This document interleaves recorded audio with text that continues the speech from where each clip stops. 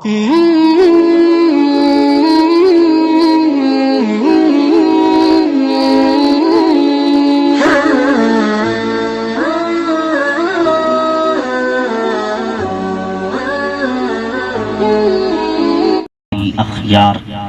أما بعد فأعوذ بالله من الشيطان الرجيم بسم الله الرحمن الرحيم ألا إن أولياء الله لا خوف عليهم ولا هم يحزنون الذين آمنوا وكانوا يتقون لهم البشرى في الحياة الدنيا وفي الآخرة لا تبديل لكلمات الله ذلك هو الفوز العظيم قال رسول الله صلى الله عليه وسلم ما يزال عبدي يتقرب إلي بالنوافل حتى أحب بيت عبد كنت سمعه الذي يسمع وكنت بصره الذي يبصر به وكنت رجله التي يمشي بها لئن سألني لأوتينه فترددي عن نفس مؤمن فهو يكره الموت وأنا ما أكره مساعته إن الله وملائكته يصلون على النبي يا أيها الذين آمنوا صلوا عليه وسلموا تسلیما. بلند آواز سے درود و سلام پڑھ لیجئے، اس عقیدے سے پڑھیے کہ ہم یہاں سے درود و سلام حضور کی بارگاہ میں پڑھتے ہیں، ہمارے نبی قبر انور میں ہمارے درود و سلام کو سن کر اس کا جواب بھی عطا فرماتے ہیں. حضور نبی کریم علیہ السلام کی حدیث سے مبارکہ ابن ماجہ کے اندر حدیث نمبر 126 ہے. میرے نبی نے فرمایا ما من احد یسلم علی الا رد اللہ علی روحی حتی ارد علیہ السلام. میرے غلاموں، جہاں کہیں سے بھی میرا امتی جب بھی مجھ پر درود و سلام پڑھتا ہے اللہ پاک مجھے اس کی طرف متوجہ کر دیتا ہے، میں اس کے سلام کا جواب دے دیتا ہوں. تو یاد رکھیے اگر حضور کی طرف سے جواب آ جائے گا کہ اے میرے غلام تو سلام، تجھ پہ سلامتی ہو جائے، اور جب نبی کی طرف سے سلامتی آ جائے تو آخرت میں سلامتی ہے ہی سلامتی. کیوں کہ دنیا کے اندر سلامتی کی ہر بندے کو ضرورت پڑتی ہے، تو دنیا میں اگر نبی کے جواب کی وجہ سے امتی پر سلامتی آ جائے تو بندے کی ہر مشکل حل ہو جایا کرتی ہے. اور جنت میں تو رب نے سلامتی ہی سلامتی رکھی ہے. قرآن کہتا ہے سلام علیکم طبتم فادخلوها خالدین. اے جنتیوں، رب کی طرف سے تمہیں سلام ہو، رب کی طرف سے تمہیں سلام ہو. تو اس لیے یاد رکھیے کہ حضور کی ذات پر کثرت سے درود و سلام پڑھا کیجئے. ابھی بلند آواز سے پڑھیے الصلاۃ والسلام علیک یا رسول اللہ وعلی آلک واصحابک یا سیدی یا حبیب اللہ. الصلاۃ والسلام علیک یا نبی اللہ وعلی آلک واصحابک یا خاتم المعصومین. اللہ تبارک تعالی جل جلالہ عم نوالہ وعظم شانہ واتم برہانہ کی حمد و ثنا. اور حضور سرور کائنات، مفخر موجودات، زینت بزم کائنات، غم گسار زماں، سید سروراں، حامی بے کساں، راعت العاشقین، مراد المشتاقین، جناب محمد رسول اللہ صلی اللہ علیہ وسلم کے دربار گہر میں ہدیہ درود و سلام عرض کرنے کے بعد نہایت ہی معزز خصوصاً بالخصوص اسٹیج پر جلوہ افروز خلیفہ مجاز محترم قبلہ پیر طریقت پیر اسماعیل صاحب زیدہ شرف ہو، اور ان کے خلفاء میں سے محترم جاوید صاحب اور محترم نذیر صاحب اور جتنے بھی یہاں سامعین و ناظرین، السلام علیکم ورحمۃ اللہ تعالی وبرکاتہ. جیسا کہ تمامی احباب کو معلوم ہے کہ یہ ماہانہ 11ویں شریف کا ختم شریف ہوتا ہے، اور اس 11ویں شریف کا تعلق ہے سارے ولیوں کے سردار سیدنا غوث اعظم کے ساتھ، جن کا نام ہے عبد القادر. ان کی 11ویں شریف ہے جو دستگیر بھی ہیں، پیران پیر بھی ہیں، اور اللہ پاک نے انہیں وہ شان عطا فرمائی ہے جو شان میرے مصطفیٰ کریم کو سارے نبیوں کے مقابلے میں اللہ رب العزت نے امام الانبیاء کو عطا فرمائی ہے. اسی طرح اس امت کے سارے ولیوں کے اندر سب سے بڑی شان جس کو رب نے عطا فرمائی ہے اس کا نام ہے غوث اعظم الشیخ عبد القادر جیلانی الحسنی والحسینی رضی اللہ تعالیٰ عنہ. تو ان کے نام کے ساتھ موسوم ہے، تو یہ ولیوں کی نسبت سے تعلق رکھنے والی محفل ہے، اور اس کا نام ہے 11ویں شریف. کیا؟ تو اسی اعتبار سے چند اقتباسات قرآن و سنت کی روشنی میں آپ احباب کے سامنے ایک میسج کنوے کر دوں گا. شاید آپ مجھے مختلف ٹی وی چینلز پر میڈیا پر سنتے رہتے ہوں گے, تو اس لیے میں نے کم چہروں کو دیکھا ہے, شاید آپ مجھے پہچان بھی چکے ہوں گے. تو یہ اللہ رب العزت کا خاص کرم ہے کہ اللہ رب العزت ہم جیسے گناہگاروں سے امت میں اپنے نبی کی تبلیغ کو عام کر رہا ہے. میں دعا کرتا ہوں کہ اللہ رب العزت مجھے حق اور سچ بیان کرنے کی توفیق عطا فرمائے. میں نہایت ہی مشکور ہوں قبلہ محترم جاوید صاحب زیدہ شرف ہوں, محترم نذیر صاحب اور محترم اشفاق صاحب کے توسل سے مجھے آج کی عظیم و شان محفل میں حاضری کا شرف ملا. اللہ رب العزت ان کی عمر میں ایمان میں برکتیں عطا فرمائے. قبلہ خلیفہ صاحب بھی موجود ہیں, یہ نظر فرمائیں گے چند باتیں قرآن و سنت کی روشنی میں عرض کر دیتا ہوں. وقت بھی مجھے صرف آدھا گھنٹہ ملا ہے, وگرنہ اس پر تفصیلی آپ نے خطاب سننا ہے تو نیٹ پر آپ سرچ کریں گے تو تقریباً 8-10 گھنٹے پر مشتمل قرآن و سنت کے سینکڑوں دلائل سے میں نے 11ویں عرس, یہ اعراس جو اولیاء اللہ کے جن کے ساتھ نسبت ہے, ان کو میں نے قطعی دلائل اور حدیث کی صحیح اتھینٹک انٹرنیشنل نمبرنگ کے مطابق میں نے اس کے دلائل رکھے. اگر آپ مزید تحقیق سے سننا چاہیں اس موضوع کو سن سکتے ہیں, لیکن میں چند نوالے اور دیگ میں سے چند چاول جو یہ روحانی لنگر ہے میں آپ کے سامنے پیش کرنے لگا ہوں.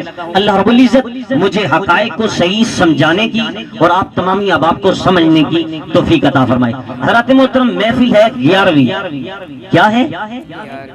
تو آج ہم نے 11ویں والے کی شان کو بیان کرنا ہے. کس کی بات ہی 11ویں والوں کی کرنی ہے ہی 11ویں, تو ٹاپک 11ویں شریف ہے. سمجھ لیجئے یہ 11ویں کی محفل ہے اور میں نے 11ویں پارے کے اندر سے ہی 3 آیتیں پڑھی ہیں. تو اس سے پتا چلا کہ 11ویں کو رب نے قرآن میں بھی بیان کیا ہے. اور کیسے بیان کیا؟ اٹھائیے قرآن مجید سورہ یونس آیت نمبر 61, 62, 63, 3 مقام سے میں نے 3 آیات کریمہ پڑھنے کا شرف حاصل کیا, جس میں اللہ رب العزت نے 3 نظریات کو بیان کیا, 3 جزئیات کو بیان کیا, 3 اسپیکٹ کو بیان کیا, 3 پہلو کا بیان کیا, جن کی نسبت ولیوں سے ہے, جن کی نسبت ولی. 3 جزئیات سے میرے رب نے شان اولیاء کو بھی بیان کیا اور نشان اولیاء کو بھی بیان کیا اور انتقام اولیاء کو بھی بیان کیا ہے. اب وہ قرآن کی آیت کیا ہے سمجھیے. قرآن سورہ یونس 11 پارہ اور رکوع نمبر بھی 11 ہے, اور بات بھی کرنے لگا ہوں 11ویں والے غوث کی. تو سن لیجئے میرے رب ذوالجلال کا قرآن سورہ یونس آیت نمبر 61. میرے رب ذوالجلال نے قرآن میں سارے ولیوں کی شان کو بیان کیا. میرے رب نے فرمایا الا ان اولیاء اللہ لا خوف علیہم ولا هم یحزنون. میرا رب فرماتا ہے خبردار. یا اللہ تو کیا کہنا چاہتا ہے؟ رب کہتا ہے جب بھی بات ضروری کرتا ہوں بندوں کو خبردار کرتا ہوں کہ جو بات کرتا ہوں وہ عام بات نہیں ہے, بڑی ضروری ہے, بڑی اہمیت والی ہے, بڑا خاص موضوع ہے. اس وقت میرا رب الا خبردار, یہ قرآن کے اندر خبردار والے لفظ 3 جگہ پر استعمال ہوئے. کہیں جب رب کسی کو خبردار کرنا چاہتا ہے کہ یہ ریڈ زون ہے, کیا ہے رب کا ریڈ زون, جہاں بھی ریڈ زون کی بات کرتا ہے وہاں الا کا لفظ استعمال کرتا ہے, یا قد کا لفظ استعمال کرتا ہے, قد یا لقد کا لفظ استعمال کرتا ہے. قرآن میں جہاں بھی رب نے ریڈ زون کی طرف توجہ دلائی کہ یہ ریڈ زون ہے, یہ خطرناک علاقے ہیں, یہاں ذرا سنبھل کر چلنا, ذرا ان کی شان کو سمجھنا, کیونکہ جن کی میں بات کرنے لگا ہوں ان کو شانیں میں نے خود عطا فرمائی. میرے رب نے فرمایا سنو، الا خبردار، یا اللہ تو کیا کہنا چاہتا ہے؟ رب کہتا ہے بے شک، اب شک بھی نہ کرنا، جو میں بات کرنے لگا ہوں اگر تم نے شک کیا تو تم دارا اسلام سے خارج ہو جاؤ گے، پکے کافر ہو جاؤ گے، شک بھی نہ کرنا۔ یا اللہ تو کیا کہنا چاہتا ہے؟ آواز آتی ہے، میں اپنے دوستوں، میں اپنے یاروں، میں اپنے ولیوں کی شان بیان کرنے لگا ہوں۔ میرے رب نے ولیوں کی شان کو بیان کیا، فرمایا لا خوف علیہم الا ان اولیاء اللہ لا خوف علیہم ولا هم یحزنون۔ میرا رب فرماتا ہے میرے ولیوں کو کوئی خوف نہیں ہے، کوئی غم نہیں ہے، وہ آئندہ کبھی غمگین نہیں ہوں گے۔ یہ تم ہو جو ڈر جاتے ہو، جو غم میں آ جاتے ہو، انہیں کوئی پریشانی نہیں ہے۔ کیوں؟ ساری زندگی وہ مجھ سے ڈرتے رہے، ساری زندگی وہ مجھ سے ڈرتے رہے، اور میرے کہنے کے مطابق جہنم کا غم انہوں نے بسا لیا۔ ساری زندگی وہ مجھ سے ڈرتے رہے، جب وہ مجھ سے ڈرتے ڈرتے مجھ سے ڈرتے ڈرتے اس مقام پر پہنچے کہ میں ان سے راضی ہو گیا، میں نے انہیں یہ بدلہ دیا کہ ساری زندگی تم مجھ سے ڈرتے رہے، اب میں کہتا ہوں کائنات میں کوئی چیز بھی تمہیں ڈرا نہیں سکتی، تمہیں خوف زدہ نہیں کر سکتی، کیونکہ جس کے دل کے اندر صرف اللہ کا ڈر آ جائے۔ یہ میرے نبی کی حدیث بھی ہے، میرے نبی نے فرمایا ہو اگر بندے صرف اللہ کا خوف دل میں رکھ لیں، اللہ سے ڈر جائیں، تو پھر ساری کائنات میں وہ کسی سے نہیں ڈرتے، اللہ سارے خوفوں سے انہیں بے پناہ آزاد کر دیتا ہے۔ یہ میرے رب نے ولیوں کو اتھارٹی، یہ مقام، یہ تصرف، یہ شوکت، یہ رفت میرے رب نے عطا کی ہے۔